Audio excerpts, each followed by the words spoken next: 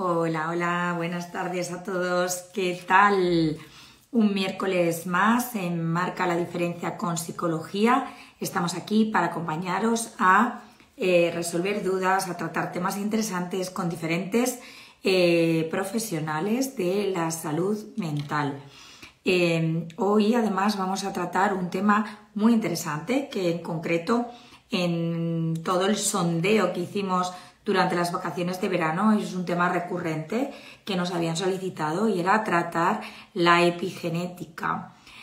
Así que la vamos a abordar de la mano de César y que ya lo conoceréis, que en alguna ocasión ya ha estado aquí. Los dos somos además neurocientíficos, con lo cual en ese sentido vamos a poder aportar también una visión un poco más técnica, aunque ya sabréis también que yo suelo aterrizar todas las intervenciones que hacemos para que lo podamos comprender de una manera sencilla y amigable. Ya estaréis observando que estoy un poco afónica. Bueno, pues debido a pues la utilización en exceso de la voz y algún virus que anda por ahí, pues yo creo que tampoco han favorecido el que yo pueda estar hablando de una manera correcta. Pero bueno, me lo vais a permitir. Entiendo que lo interesante aquí no es tanto mi voz o mi tono, sino el hecho de, pues de transmitir o acercar el conocimiento que vamos a mirar hoy con César Sánchez Prieto. Ya creo que lo tengo por aquí. Vamos a ver. Hola, César. A ver, le voy a dar paso. Qué suerte. Qué suerte tener a César, ¿verdad? A ver si se puede conectar. No sé si tiene alguna dificultad. Ah, qué bien. Uy, vemos un cable, César. Vemos un cable. Tienes la cámara al revés. Ya está. Ahora. Hola, Concha. ¿Qué tal? Madre mía, que nos ha costado, ¿eh? Que nos ha costado quedar tú y yo, ¿eh? Nos ha costado meses. Meses. Pero lo Meses. hemos logrado, lo hemos logrado. Sí, sí. Porque somos constantes y aquí queriendo siempre dar lo mejor de nosotros mismos, a pesar de que fíjate la voz que tengo, que bueno, que ya me escucharás esta Sí. semana en algún audio que digo, madre mía, no tengo voz, espero que para el miércoles se me escuche un poco, porque la semana pasada estaba que realmente me salía un hilito de voz. Sí. Se te Bueno, escucha perfectamente. Otra cosa es la consecuencia que tenga luego después para ti. bueno, la consecuencia es que después de 10 horas de clase hoy, 8 horas y Bueno, la comida y no sé qué, pues nada. imagínate cómo tengo la voz. Esta mañana estaba muchísimo mejor, pero bueno, hoy me ha tocado dar formación con un grupo además maravilloso. Hemos estado dando gestión emocional y sí que es verdad que al final, bueno, pues siendo la Bien. profe, empleo mucho la voz. Pero bueno, Ujú. vamos a estar aquí en la medida de nuestras posibilidades y como también vas a hablar tú mucho, pues mira qué bien. Bueno, y como ya sabréis, César, que en este caso ya ha estado alguna otra vez con nosotros, pues es una persona muy afín a la metodología, a lo que queremos transmitir, que es de una manera sencilla, cercana, amable, afable y además con una predisposición maravillosa a no solamente darnos esa parte de conocimiento, sino también a respondernos preguntas o dudas que vayamos teniendo no solamente yo, que ya sabes que esto es una conversación, sino también todos aquellos que quieran participar. Así que yo os animaría, por favor, todos aquellos que tengáis dudas, a hacerlo en directo. Yo guardo, normalmente no menciono nunca a nadie, sino simplemente lanzo la pregunta para que aquellas personas que no quieran figurar en el vídeo que luego va a dejarse colgado y grabado, pues puedan mantener ese anonimato y resolver la duda y además aprender todos de su pregunta, porque no hay mayor pregunta tonta que aquella que se queda en la cabeza y que no se manifiesta, que no se expresa, además teniendo a César aquí. Bueno, César, si quieres te presentas tú brevemente y luego nos vamos al lío. Sí, bueno, pues soy psicólogo, pero bueno, ejerzo la psicología desde hace ya más de 20 años en la clínica. Me gusta estar, además, no me dedico a la investigación, ¿no? Aunque luego muchas veces sí que hacemos o compartimos estos momentos compartiendo conocimientos también desde la investigación y demás. Pero bueno, sobre todo la labor que hago, ¿no? En ese sentido, que también haces tú es, bueno, atender a personas y acompañar a personas que tienen, que por algún momento en particular viven, ¿no?, algún sufrimiento, alguna dificultad, y ese es mi trabajo desde hace más de 20 años. Sí que con el tiempo me he especializado en la adolescencia. Bueno, el tiempo y yo nos hemos ido puliendo mutuamente, ¿no?, en ese sentido. Yo creo que descubriendo dónde me he ido sintiendo más cómodo, en el terreno muchas veces de las adicciones, en la adolescencia, ¿verdad? Y bueno, en los últimos años también especializándome un poquito más en la neuropsicología, que es algo que tanto a ti como a mí nos apasiona, ¿verdad? Que es algo que tiene que ver con con lo que hoy traemos aquí, desde luego. Sí, nos faltan horas, ¿verdad? Nos faltan horas entre la clínica, la vida en sí y La esas ganas de... paternidad, en mi caso también, con dos nenes tan pequeños y bueno, pero que es un aprendizaje también con ellos continuo. Tiene mucho que ver también con lo que, es decir, la inspiración también me la dan ellos, de lo que vamos a hablar hoy. Sí, desde luego. Mira, pues, Esa clase. si Sí, quieres, César, para todos aquellos que se unan de nuevas, que no hayan a lo mejor estado con nosotros ningún otro sí. miércoles, o que, porque en alguna ocasión es verdad que tú y yo ya hemos hablado de epigenética, pero de una manera a lo mejor un poco más por encima, ¿no? En términos generales y tal.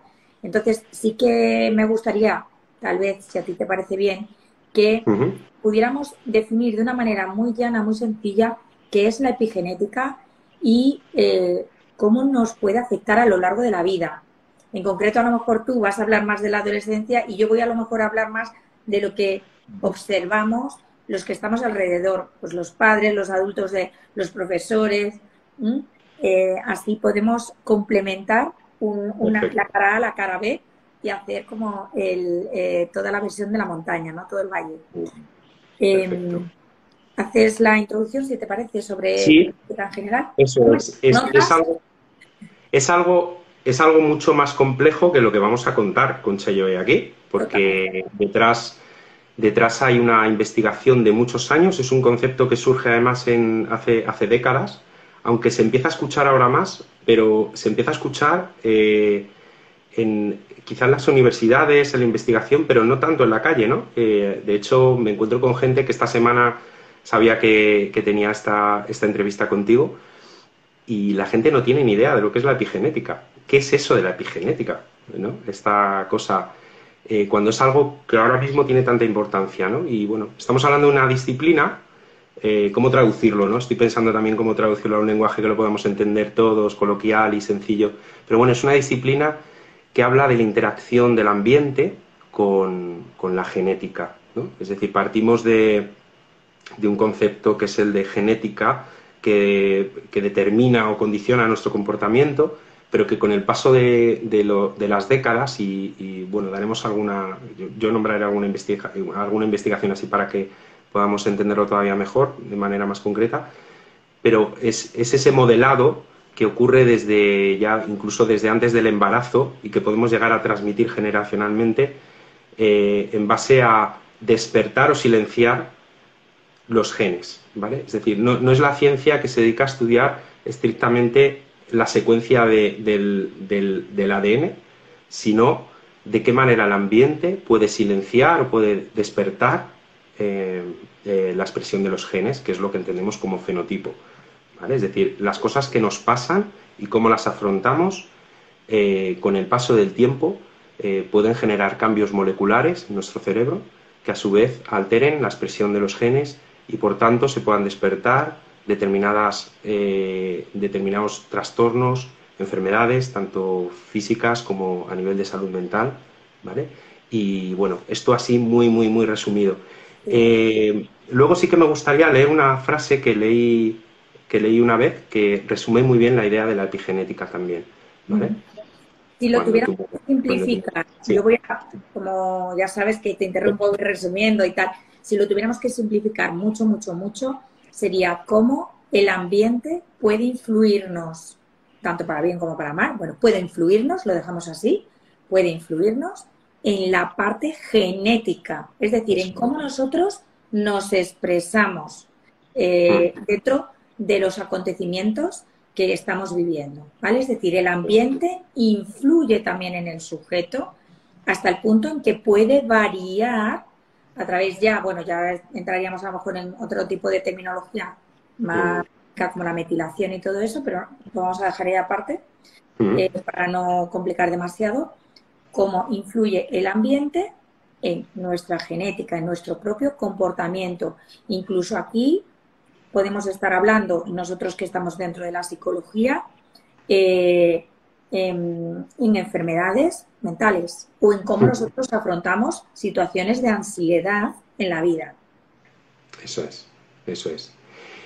Ahí yo, que sabes que me dedico mucho a la adversidad temprana, ¿no? A conocer historias con una adversidad temprana detrás que, que sí que condiciona, ¿no? Y que sí que de alguna manera también es responsable de determinados cambios en la expresión de nuestro ADN, de nuestra genética, que sí que condicionan, ¿no? El resto de la vida, porque se despiertan o a veces se silencian, porque también vamos a hablar de esa parte, ¿no? Y de la parte resiliente, porque no todo lo que contemos puede parecer muy desolador, pero también hay una parte, creo que que tiene mucho que ver con las posibilidades que podemos tener desde la terapia, ¿no? Y no solo desde la terapia, sino desde el ambiente familiar, el colegio y demás. Pero bueno, en definitiva, de lo que estamos hablando es, sí, como decías, ¿no? Y simplificando, de ese ambiente que es capaz de incidir en nuestra genética, ¿vale? Generando cambios a nivel molecular en nuestro cerebro. Claro, cuando nosotros hablamos de genética, pensamos que es una cosa estática. Eso es. Es decir, decimos, bueno, pues el color del pelo, el color de los ojos, tal. Pero dentro de la genética también hay predisposiciones. Por eso, por ejemplo, cuando nosotros estudiamos psicología, o a lo mejor aquí que hay algunos otros profesionales, o que simplemente lo hemos leído en algún artículo o visto en algún vídeo, siempre decimos que hay algunas enfermedades que tienen una predisposición más alta a. Es decir, si lo viéramos desde el punto de vista físico, muchas veces cuando vamos al médico de cabecera nos dice, ¿tiene usted antecedentes? Es decir, ¿su padre o su madre ha tenido alguna enfermedad de este tipo? Pues esto es un poco lo mismo, ¿vale? Para que lo entendamos. Entonces, la cuestión aquí es que todas esas experiencias acumuladas en el sujeto, cuando esa persona pues es padre, se convierte en padre y en madre, o madre, puede influir también en el desarrollo de ese niño, de ese hijo o de esa hija. Eso es. Se habla mucho, por ejemplo, del estrés temprano, ¿no? Hablando de la adversidad temprana, de cómo es ese ambiente en el que ese niño o esa niña, ya desde el embarazo incluso, ¿no? que se viven experiencias muy significativas, y en esos primeros años de vida que son muy significativos también, ¿vale? Yo me iría sobre todo a esos 2 primeros años de vida, pero en adelante y a cada minuto y a cada segundo de la vida, pero cuánto estrés haya puede modificar la expresión genética acerca de cómo luego nosotros vamos a poder afrontar el estrés a lo largo de nuestra vida. Si vamos a ser más reactivos, menos reactivos a las situaciones del día a día y a la vida cotidiana. Eso depende también de cómo hayamos sido educados, pero no solo por el modelado, es decir, no estamos hablando hoy de lo que yo he visto cómo hacen mis padres o cómo hacen los demás, sino lo que el ambiente ha sido capaz de incidir en mi cerebro hasta el punto de despertar mayores o menores dificultades a la hora de afrontar el estrés, ¿vale? Y eso es algo cada vez más estudiado y cada vez se estudia más. Se asocia la genética a enfermedades como el cáncer, el Parkinson, ¿verdad? A nivel de salud mental se relaciona con la esquizofrenia, con la depresión, pero también con estilos de afrontamiento, es decir, no necesariamente con etiquetas diagnósticas, sino que la expresión de los genes también modula cómo es nuestro comportamiento a la hora de afrontar situaciones de la vida cotidiana, si somos más impulsivos, menos impulsivos, más reactivos, menos reactivos, ¿vale? Dentro de, porque, bueno, al ser especialista en adolescencia, Sí. ¿cuál, bajo tu experiencia, porque yo, claro, desde el punto de vista más de los adultos, ¿no? Que yo trato más como a los padres, tengo adolescentes también en consulta, pero no es mi especialidad. Sí, sí. Eh, ¿Qué es lo que tú dirías que le puede marcar más dentro de lo que tú observas en clínica? Ujú. Sí, bueno, yo también tengo el sesgo de trabajar con adolescentes que se han iniciado o se mantienen, incluso empiezan a mantenerse en el consumo habitual de sustancias, de drogas, empezando por el tabaco, sin ir más lejos, continuando por el alcohol y eh, cannabis, es decir, hablamos ya también de policonsumo, pero yo diría que, por supuesto, el consumo de drogas sería aquel comportamiento más evidente a la hora de generar un cambio molecular en el cerebro y que eso tenga una consecuencia durante el resto de la vida, ¿no? A la hora de poder afrontar situaciones de estrés, por ejemplo, ¿verdad? Pero sí que ocurren cosas en la adolescencia interesantes porque en la adolescencia hay un reseteo, hay una reconfiguración del cerebro. Es un momento Totalmente. muy vulnerable, ¿vale? Desde la epigenética se considera que hay momentos especialmente vulnerables en la vida del individuo, ¿vale? Son momentos en los que la expresión genética es más vulnerable también para ser modificada y esos momentos serían el embarazo, uno de ellos, los primeros años de vida y momentos de la vida donde hay cambios hormonales. Puede ser el embarazo, la menopausia y, como no, la adolescencia, donde hay un terremoto hormonal. Desde ese punto de vista, el cerebro es más vulnerable. También lo es porque hay una poda Eso te iba a sináptica. decir. Se considera que hay 1.000 millones, 1.000 billones, perdón, de sinapsis, que son las conexiones entre las neuronas, cuando somos niños, y se reducen en la vida adulta a entre 100 y 500 billones. Es decir, estamos reduciendo muchísimo esa sinapsis. Y eso ocurre en la adolescencia. Hay una poda. Es decir, hay digamos, una selección natural. Aquello que nos ha servido y aquello que no nos ha servido. Y en esa reconfiguración del cerebro, pues muchos padres observan y se quejan de que sus hijos, que han sido tremendamente ordenados durante su infancia, muy responsables, de repente dejan de serlo, ¿verdad? Chicos, chicas que han estado implicados en actividades deportivas, actividades musicales y de repente abandonan todo y desplazan todo, ¿no? Yo diría que precisamente ahí el abandono de rutinas, de hábitos que son saludables y que eso se consolide con el tiempo, me parece que es un factor de riesgo también muy limitante y que por supuesto sí que puede incidir también en la carga genética, de tal manera que se despierten, ¿no? De alguna manera genes responsables genes muy directamente relacionados con trastornos depresivos, por ejemplo, trastornos de ansiedad, ¿vale? Y cueste luego mucho más remontar todo eso. Es decir, yo creo que al adolescente hay que dejarle ser adolescente, desde luego, tiene que equivocarse, tiene que experimentar, tiene que vivir, eh, pero se pueden hacer muchas cosas, ¿no? Como padres y madres, que es la preocupación de qué puedo hacer yo por mi hijo adolescente si ya prácticamente se lo he enseñado todo, lo ha visto todo. No, es un momento muy importante porque se pueden, digamos, parar o limitar o contener determinadas conductas que consideramos de riesgo, así como también seguir motivándole a que si no le gusta el fútbol, pues que haga otra actividad, ¿no? Es decir, en cualquier caso, cuidar cualquier hábito que la adolescencia, como etapa tan vulnerable, al final se acaba abandonando, ¿no? Como puede ser la alimentación, el deporte, etcétera, etcétera, ¿vale? No me quiero enrollar, perdóname, Concha. No, no, no, no, no. Es que, bueno, me viene fenomenal lo que acabas de decir, porque eh, hoy justamente una de las personas que asistían al taller me ha preguntado sobre su hija adolescente. Ujú.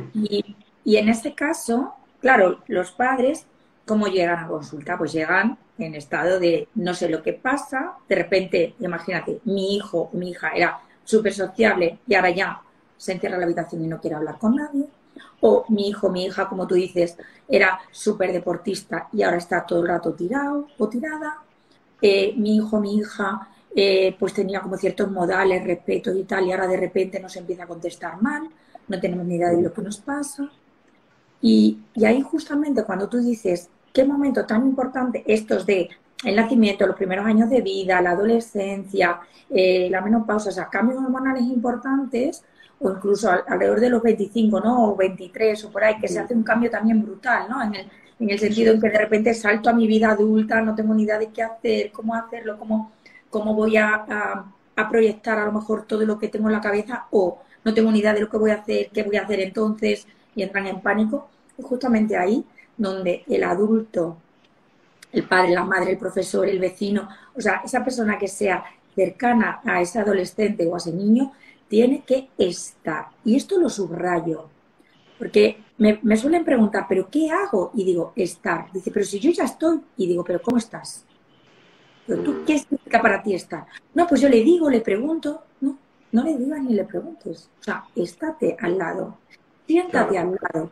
No te digo que te sientes pegada a la persona, porque eso da sensación de agobio. No, no hace falta estar ahí pegaditos como pegamento. Yo, siéntate al lado, comenta algo de tu día, no pregúntale cómo te ha ido tu día. Puedes preguntarle, pero si ya lo has hecho en varias ocasiones y el adolescente o el niño no te está contestando y encima se está yendo a su dormitorio a aislarse, pues no es el camino, no es la vía. Estate al lado. Estar al lado significa, oye, pues hoy me ha pasado esto en el trabajo, pues me ha ido mal con mi jefe, pues fíjate que me he dado cuenta que no tenemos cena. ¿Qué crees tú que podemos hacer? O sea, algo que no tenga que ver con cómo se sienten ellos o qué tal, porque a veces el adolescente se nota muy invadido. Todo el mundo me pregunta cómo me siento, pero si yo no tengo ni idea ni de lo que está pasando por mi cabeza, no me reconozco en mi cuerpo, no sé si ya pertenezco a este grupo de amigos o no, no sé si, bueno, ahora también con la condición sexual, no sé si me atraen los chicos o las chicas o ambos dos o no, si quiero tener este tipo de relaciones o no quiero tener este tipo de relaciones. El adulto lo que tiene que hacer ahí es estar y hablar de sus propias experiencias para que el adolescente o el joven pueda de ahí empezar a poder hablar ellos, hablando a lo mejor de un tema que no les compete directamente, a lo mejor le compete al adulto y el adulto es el que hace la pregunta de, oye, pues yo me estoy encontrando mal, ¿cómo lo harías tú? Y ahí el adolescente te va a responder de cómo lo haría él o ella con los recursos que tiene en ese momento, que no son ni mejores ni peores, son los que son.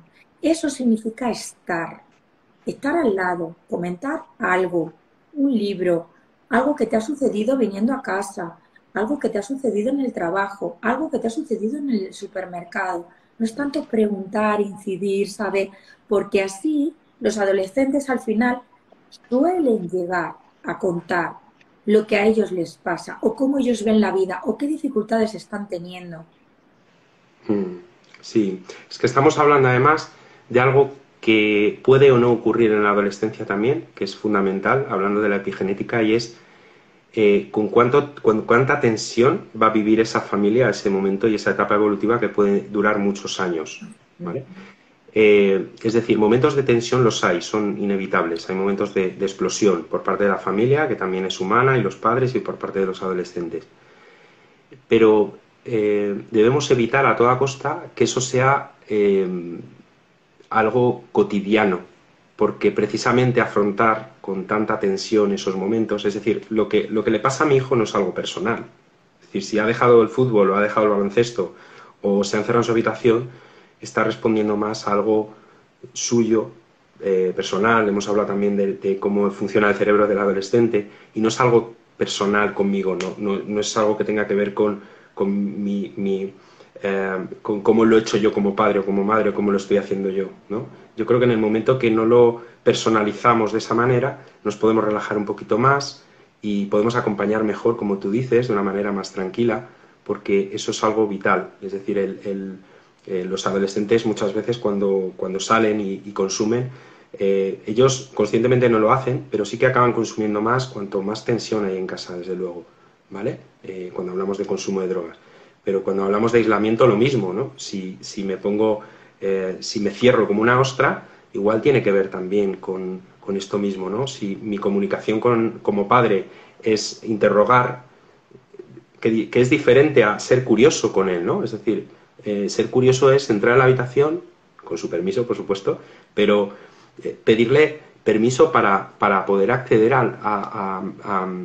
a gustos, a criterios, a, ¿no? Escuchar, saber escuchar, no interrogar, que es algo que suena algo mucho más policíaco, ¿verdad?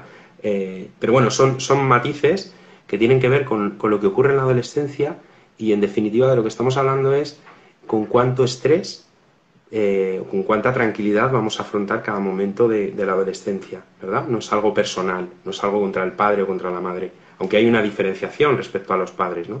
Ahí sí que hay algo personal, pero en definitiva ese comportamiento responde a otras muchas explicaciones, ¿vale? Mm. Hay otras situaciones que a mí sí que me gustaría comentar y que a lo mejor es verdad que lo vemos como más claramente cuando son incluso más pequeños, ¿no? Pero que también en la adolescencia totalmente también ocurre, ¿no? Y es cuando las personas, los niños o los adolescentes están expuestos a situaciones de máximo estrés, Sí. como puede ser acoso escolar Eso o es. un maltrato psicológico en el domicilio, en el hogar, o incluso en el edificio, o en el barrio, o en la urbanización. Eso hace también que el cerebro cambie y realmente hay una modificación que está estudiadísimo y que lo podéis encontrar en Google, son fotografías de cerebros donde antes y después del trauma, ¿no? De las situaciones traumáticas en repetición. Aquí, bueno, te dejo a ti también la palabra, a ver qué es lo que opinas, pero yo sí que me he encontrado con que, por supuesto, es reversible, con mucho trabajo y mucha voluntad, sobre todo por parte de la persona que ha sufrido todo ese maltrato, ¿no? De alguna manera. Hay también otro tipo de aproximaciones, no solamente es la psicología clínica o la terapia clínica, también puede funcionar muy bien el neurofeedback, ¿no? Para justamente esas áreas en concreto cerebrales que han sido afectadas por esa situación traumática repetida puedan volver otra vez a encontrar esos recursos o esas conexiones sinápticas más amables o amigables para el sujeto, para la persona. Claro. Sí, la investigación lo que trata de encontrar es y afinar en el tipo de receptores, ¿no? Al fin y al cabo, que tienen que ver con la expresión genética de determinados comportamientos, ¿no? Que eso, pues igual no lo conoceremos nosotros y son años o décadas de investigación y de evolución, ¿no? Pero sí es cierto que la terapia, no solo la psicología, ¿no? Incluso la farmacología también se está orientando por ahí, ¿no? Y con otro tipo de herramientas terapéuticas, estamos yendo hacia ver de qué manera, no va a haber una pastilla mágica ni una receta mágica, porque además en cualquier caso cuando hablamos de un cambio de comportamiento que pueda incidir en un momento dado en la expresión genética, de lo que estamos hablando es de un comportamiento que se haya consolidado y que haya podido generar cambios moleculares con el paso del tiempo, ¿no? Lo suficientemente contundentes, ¿vale? Cuando hablamos del trauma estamos hablando de algo devastador para el cerebro, es decir, estamos hablando de experiencias traumáticas que normalmente ocurren desde el embarazo y en los primeros años de vida, no solo cuando hablamos de violencia directa, sino también cuando hablamos de situaciones de desamparo, de situaciones de negligencia, ¿no? Por parte de los padres, de las madres, de abandono, que generan efectos devastadores en el cerebro. En ese sentido, ¿no? Hay una incidencia molecular y, por tanto, un cambio en la expresión genética que puede cambiar totalmente el funcionamiento de las neuronas y de los circuitos neuronales, ¿no? Por el resto de la vida. Yo, cuando hablo del consumo de drogas, por ejemplo, y de la prevención, creo que la prevención no empieza en esos primeros años de pubertad o de adolescencia, ¿no?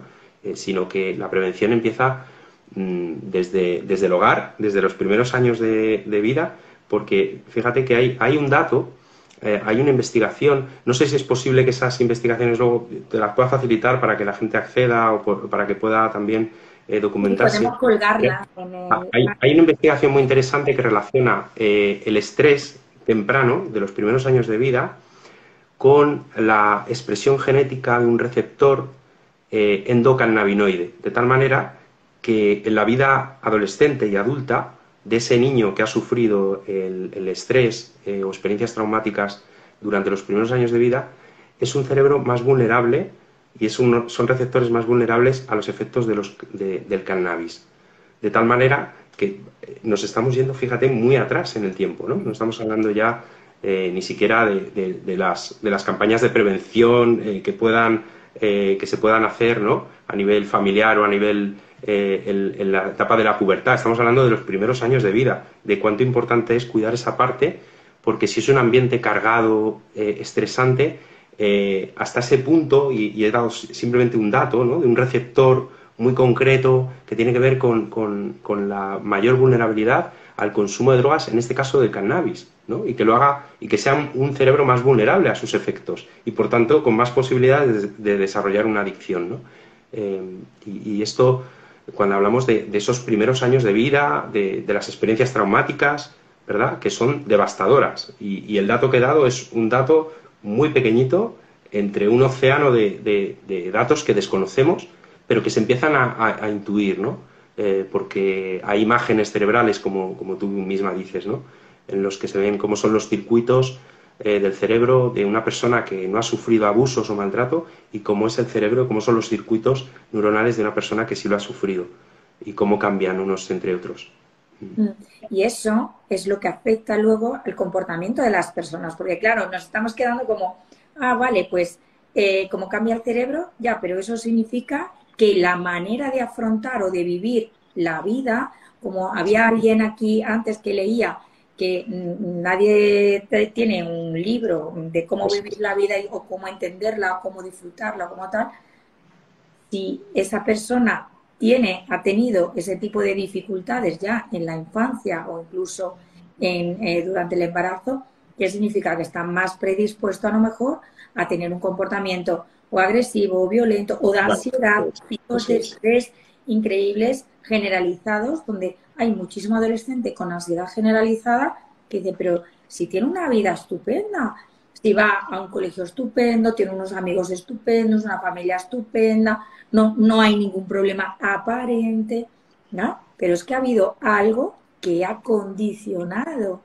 el cerebro de ese adolescente, de ese niño o de esa niña, y hace que su comportamiento ahora frente a situaciones estresantes sea un pico de ansiedad o una voluntad de todo lo tiene que tener bajo control o todo tiene que estar como lo imagina en la cabeza, ¿no? Cuando realmente la vida tampoco es así. Nosotros podemos idear lo que querríamos o cómo querríamos que pasara algo. Sin embargo, así, en la mayoría de los casos que yo sepa, no se produce. Claro. Tal como nosotros lo hemos configurado en la cabeza, ¿no? Esto tiene ya que ver en la consecuencia de cómo nosotros hemos en realidad configurado nuestro cerebro a lo largo de esos primeros años o de esos momentos claves que decía César, que son el embarazo, los 3-6 años primeros, momentos de la poda neuronal o de la criba neuronal que se hace en la adolescencia, momentos luego de afrontamiento donde hay muchísima expectativa por parte no solamente a lo mejor de la familia, del entorno de los amigos, sino también de la sociedad, en torno a los 23-25 años. Bueno, son situaciones clave en la vida del sujeto donde qué estrategias o qué recursos tienen para poderlo vivir de una manera más amigable para ellos, ¿no? No tan invasiva, no con tanto sufrimiento, tanto dolor. Claro, y fíjate que por no hablar solo de la responsabilidad individual y familiar, ¿no?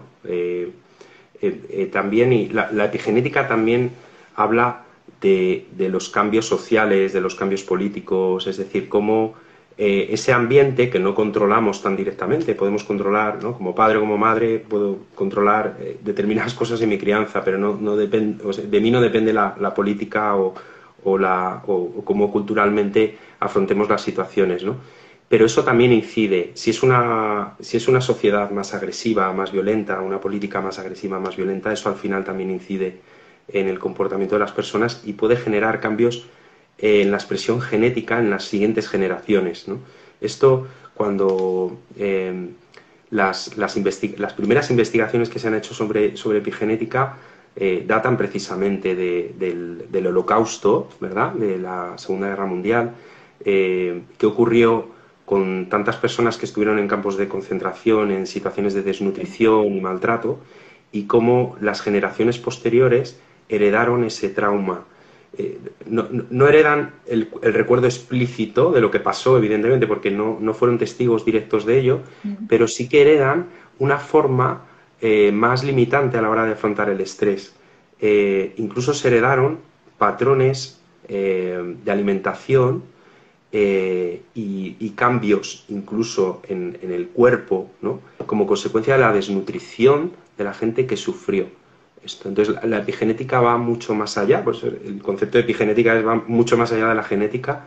No estamos hablando solo de lo que hereda un individuo de su ascendente, sino de lo que hereda una generación de su anterior generación, ¿no? A nivel social, a nivel político, y por tanto ahí somos todos responsables, ¿no? A veces hablamos del maltrato institucional, ¿no? En la adversidad temprana, cuánto de preparada está la sociedad y las instituciones para acoger y reparar el daño que muchas personas o muchos niños necesitan, ¿no? Y ahí todos somos responsables a nivel sistémico, no solo yo como padre, como individuo, sino como parte de la sociedad también, porque eso se hereda, ¿no? Y eso creo que es algo mucho más difícil también de poder investigar y de poder codificar, ¿no? Pero creo que tomando conciencia de ello ya estamos, creo que es un paso y es ya evolución, precisamente. Fíjate que como hemos pasado todos recientemente la pandemia o seguimos en ella, pero ya lo vivimos de otra manera, lo que hemos ido observando también en menores, en niños muy pequeños, aunque yo no trabajo con niños pequeños, trabajo de adolescentes adultos, pero igual tú también esto lo has leído, César, y a lo mejor alguno de los que nos están escuchando también lo han leído, la cantidad de dificultades a la hora de expresión verbal que están teniendo los niños que nacieron o que tenían apenas un año cuando entramos en pandemia. Quiere decir, la expresión facial, es decir, todo lo que son el movimiento de labios, de boca, cómo nosotros gesticulamos, todas esas cosas ha habido, pues hay una generación ahí de 2, 3 años que están teniendo muchísimas dificultades en el desarrollo del lenguaje. Y eso tiene que ver por el uso continuado de mascarillas, porque el gesto facial se ha perdido a nivel de sociabilidad. ¿Vale? En casa a lo mejor veían a los padres en mascarilla, aunque por temporadas igual con mascarilla, o si sus padres eran sanitarios, en casa tenían que llevar mascarilla porque venían de hospital o venían de centros sanitarios con alto riesgo de contagio.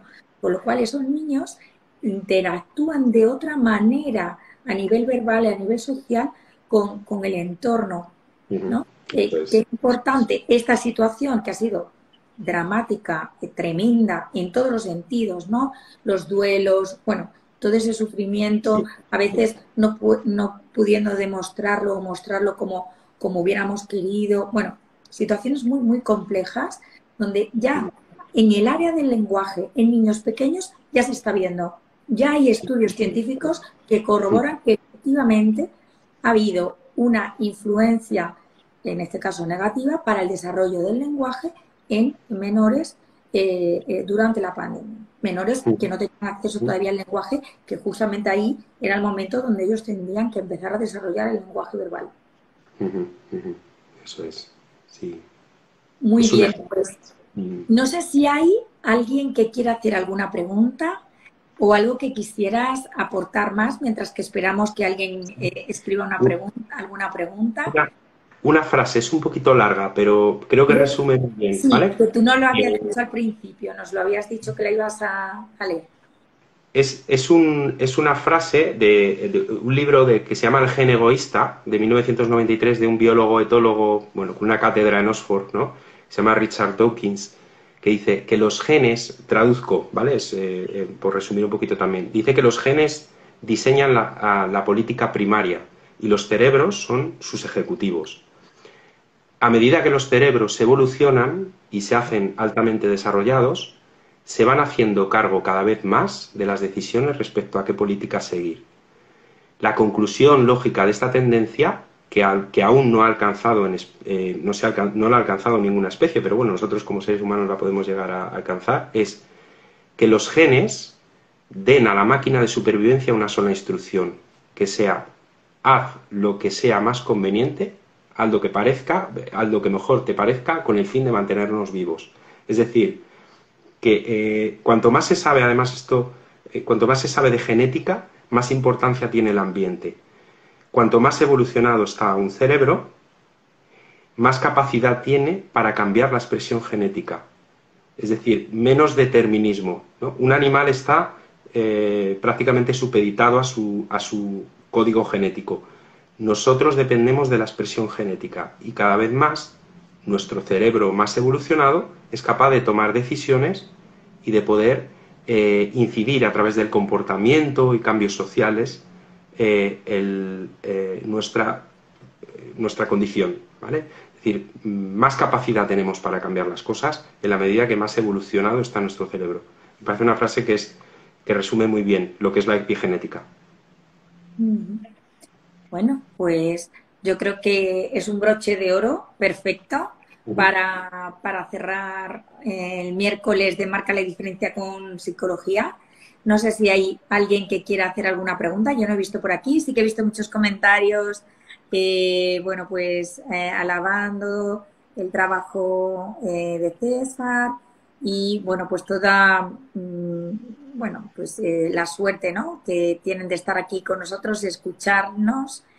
Pues muchas gracias, muchas gracias. Bueno, hay aquí diversas personas que hacen comentarios sobre, no había leído nada sobre eso, pero tiene que tener todo el sentido del mundo, puede que no sea tan negativa a nivel emocional. Los adolescentes en pandemia lo han pasado también muy mal. Los niños que han vivido muy de cerca emociones muy fuertes en pandemia, pues efectivamente lo estarán haciendo bastante regular o llevándolo bastante regular. ¿Hay por aquí algún comentario? Te leo. ¿Doble donación en embrión? ¿Cómo influye en el futuro niño? No sé muy bien a qué se refiere con la doble donación, pero bueno, supongo que cuando estamos hablando de una fecundación que no sea con los gametos en este caso de la madre, ¿no? No lo sé muy bien a qué se refiere, pero bueno, en cualquier caso... Sí, una doble donación será tanto de la madre como del padre. Claro, sí, de alguna manera, es decir, si hay una donación de un gameto, bien sea el espermatozoide o el óvulo, de lo que estamos hablando es de que hay una secuencia genética, hay un ADN que no es de ese padre o de esa madre, ¿vale? Eso no lo controlamos, ¿de acuerdo?